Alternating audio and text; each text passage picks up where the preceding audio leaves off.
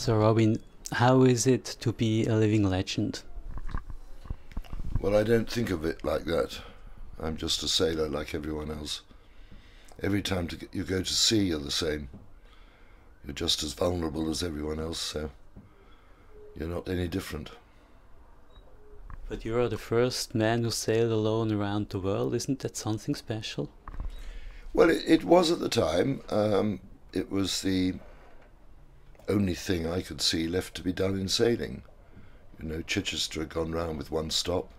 Therefore, the thing to do was to go round without stopping. I didn't think I'd win it because I haven't a very fast boat. But I thought I'd probably get round because I got a very strong boat and I knew the boat. And I was an experienced sailor. And so I thought, well, I'll go anyway and we'll see what happens. And of course everyone else dropped out, so I eventually had to win. What was the reason you did that? Was it adventure? Was it craziness? Was it nationalism? No, it wasn't nationalism. That's a joke that's often told. It's not true. It was much more to do with the fact, I think, that I can't speak for ladies, but for young men, there's always a desire for adventure. There's always a desire to go and do something different, something special. For me, inevitably, I've been at sea for 12 years. That was my life. For me, it was going to be to do with the sea. And having sailed back from India with Suhaili and got to know her well, I'd grown to like sailing very much. And I thought, here's something, maybe I can do that. And I knew the moment I said that, I've got to try, because if you don't try, you end up when you're 90, looking in the shaving mirror saying, I wish I'd done that. And that's a failure in life. That is a big failure. You can't say that. You've got to go and try it. Now you're nearby 80. If you're looking back, was it the right decision to do it? Oh, no question it was the right decision to do it. I enjoyed it. Yes, it's not always easy. It's sometimes frightening, inevitably, because the sea is a frightening place. But, the more experience you have, the less frightening it is. But even so, I look back on it now and say, well, I got that decision right. What was the most difficult? I think the most difficult bit, it's always making the decision. When you decide you're going to do something, then most of the problems disappear. Because while you're making your mind up, you're thinking of the problems. Once you said, I'm going to do it, those problems don't matter, because you're going to do it. Now you can focus on what matters, and that's a much more positive approach. But it's making that decision. Do I do this? Should I make a career break? Should I risk my life? All those things you have to think about. And then eventually you say, no, well, doesn't matter, I'm going to go. And then it's much easier. So this is quite a philosophical way to look at it, but there has been practical difficulties, I guess. Well, actually, I disagree. I don't think it's philosophical at all. It's totally practical, if you think about it. I mean, everyone knows, you want to make a career change, do something different with your life. It's a big decision to make. But once you've made that decision, then you can focus on it. And that's exactly what I did. I just became totally focused. Nothing's going to get in my way. I am going, and that is it. No one's going to stop me. What did you feel when you left the harbour and you saw your daughter waving? No, I didn't see my daughter waving. She wasn't there. Saw my mother when I left. I think one of the hardest things was looking at my mother's face. She was clearly worried. But, you just say, well, hey, I'm 29. I have to do the things I want to do. And in any case, she loses one. She got 3 more sons, so she'll be all right. Did she say that, or do you think that? I said it as a joke. On your way around the world, you encountered several severe problems. What was the most severe one? Probably the most severe one would have been the leaking of the hull, but I fixed that near the equator. I dived and fixed the boat so she didn't leak so much. After that, it was when I got hit by a wave in a storm and this whole cabin moved. And after that there was always water coming in the cabin. In fact, I thought I'd lose the cabin top. Now, an open boat is not the right thing to be in the Southern Ocean. So I bolted it back on. I spent 2 days with bolts that I had, just drilling and bolting, just to hold the cabin top on. And that was probably one of the worst things, apart from I got in a very bad storm halfway between Africa and Australia, and I hadn't learned how to control the boat in those very, very big waves, and she was being smashed. And I thought, ooh, she won't take much more.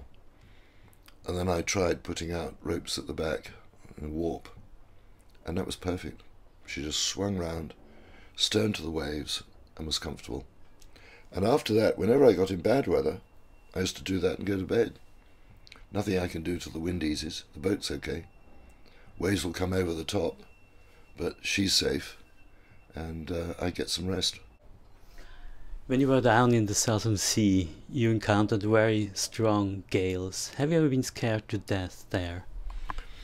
You know, there's no time to be scared to death. It's when you see a really big wave coming, and I'm talking about, say, 80 feet, and it's going from horizon to horizon. Now, the normal wave is like that, but it's when the sea wave and the swell wave combine, you get the very big wave. And if the top's curling and breaking, then it's dangerous. And I saw this very big one coming, and I was on deck, and I looked and saw it, and I thought, if I stay here, I'll be washed off. So I climbed the rigging, the mast, to get out of the way. And the wave came over the boat, and she disappeared. It just totally disappeared. There's just me and 2 masts, 1,500 miles in any direction. And of course she came up, and then cleaned the mess. She got a lot of water inside her from that wave, so I had to bail her out. What is going through your head in such a situation? You don't really have time to panic. You're so busy dealing with the situation. It's afterwards you say, "Oh, that was close. But it's all right. We survived, so I won't worry about it." But really, at the time you see that wave coming, you're just saying to yourself, "Wow, I better get out of the way, fast." And you're being practical, you have to be. You don't fear death in such a moment? Well, I think if you... No, I didn't. I don't really think that way. It's not my normal way of thinking. It's not that I think I'm immortal, I don't think that, but I don't, you look at it, the risk coming, the threat coming, you say, well, I've got to deal with that. So you deal with it. If you start panicking and being frightened, you're not dealing with the problem, and you will kill yourself. You've got to be practical. You had, how you call that, life vest with you, but you never took it on. I don't think I had a life jacket on the boat, no. And I don't think I had a safety harness. We didn't have them in those days. I remember going out on the bowsprit once to sort out a sail, and I did tie myself on. And quite often I'd sit in the cockpit with a line round me, just in case. And it was necessary because sometimes a wave would hit the boat and you'd be driven forward. You'd smash up against the cabin, you'd just picked up and thrown. So it was a good thing to keep a line on you in case the wave came the wrong way and threw you over into the water. If you've got a line on, you can pull yourself back. So, I wasn't stupid about it. If I thought there was a risk, I put a line around myself. But normally when running around the boat, you're in a hurry to do something. It's probably, if you're in a rush, it's something I need to do fast, like a sail's flogging. If I don't deal with it, I'll lose that sail. I must deal with it. If you're going to stop to keep tying yourself on, the sail's ruined before you get there.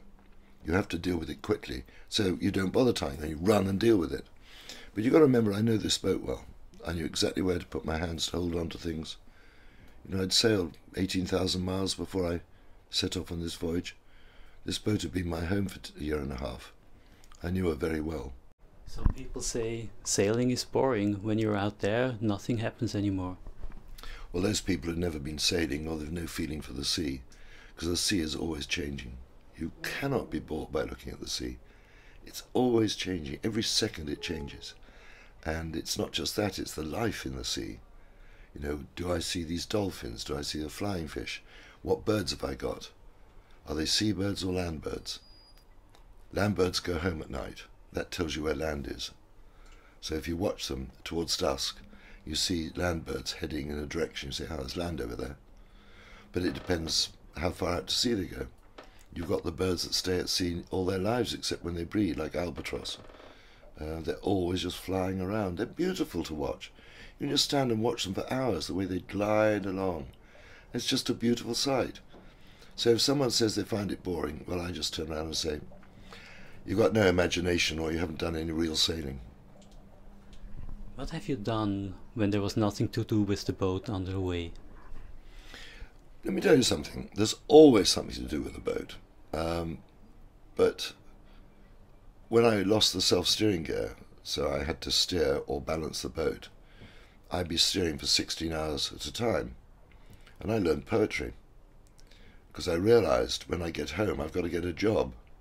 And therefore I don't know if I'm going mad, but I need to do something to keep my mind active. So I took to sitting up there learning poetry. Don't ask me to repeat it now, I can't remember. That's what I wanted you to do. Okay, could you repeat it, please?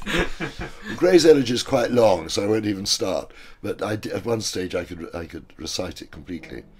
And, you know, this was the thing you did. At other times I'd sit there. I spent 3 days designing the electrical circuits for a midget submarine. You know, because I've always loved what's underwater. And I thought, you know, when I get home, I'll make a small submarine. I spent 3 happy days in a totally different world designing this submarine. But I'm steering automatically. I'm watching the boat. I have to get up and do my navigation and all these other things. But then I'm back to it. Now, where did I get to? Ah, yes. Now that circuit, how am I going to work these dive planes? And for 3 days I was blissfully happy designing this submarine. I never built it, but I designed it. Did you make plans out of it, or is it just in your mind? It was just in my mind. It was, you know, to draw plans I'd have to stop steering. And I can't do that. I've got to keep steering. You know, this is a race. I've got to keep pushing this boat.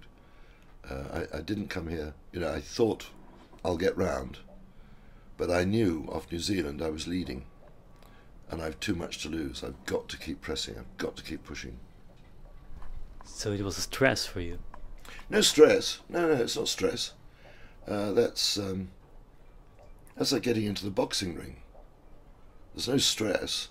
You're thinking, what's this guy like? Is he quick? Has he got a better reach? Is he a fighter? Is he a scrapper? How am I going to box him? And you spend the first minute finding out how you're going to box him. That's not stress. That's curiosity. Whom did you fight against? Against the sea, against yourself, or against Mateo?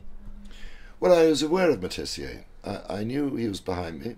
I knew the gap between us was big enough for me to beat him, but I couldn't slow up. He was slowing down. He was very fast down the Atlantic, and then he slowed down a lot.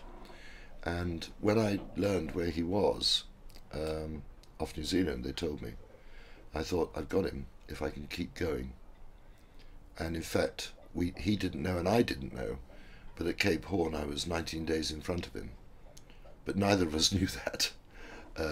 Both of us found out later. We used to write letters to each other. I had great respect for Mateo. Afterwards, when you were back, you wrote letters? Oh, we wrote letters to each other. Yes, about once a year we'd write a letter to each other. I had great respect for him. Very good sailor. I liked him as a human. I liked his attitudes. Different to mine, but I could understand his attitudes. And I respected him for it. Mateo, he sailed on. Did you ever think of sailing on as well? I'm probably one of the few people who understood that. I could understand his thinking.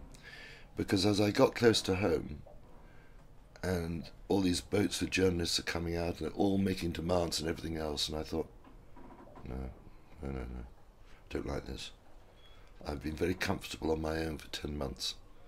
I don't want this interference in my very stable life. And my stable life is as a creature of the sea now. So I do understand Mateo. I can understand why he decided he doesn't want to deal with that. But he made the decision much earlier than me. And by the time I was thinking about it, I was about 6 days from home, so I'm going home. What does it feel like to be a creature of the sea? Well, you don't think about it. You just become so accustomed to it. This is your life. This is what you do. I get up in the morning. I take an altitude of the sun. I calculate my longitude. At midday, I calculate my latitude. Maybe I'll get stars in the evening. We'll see what the weather's like. In the meantime, I've got to watch for repairs. I've got this to fix. I've got other things to do around the boat. There's always work to do on a boat. So, it's all proactive. You've got to do the work before something goes wrong. So you're constantly looking at your boat. You're checking everything's tight. Are the shackles tight? Is that not tight? Is everything all right up the mast? You're checking your boat the whole time. So you're always busy. And didn't you feel lonely? Well, a journalist said to me before I went, how are you going to deal with loneliness? And I said, I don't know. He said, well, have you been alone before? I said, no. He said, well, how do you know? I said, I don't. So if I'm back in 2 weeks, I'm not dealing with it.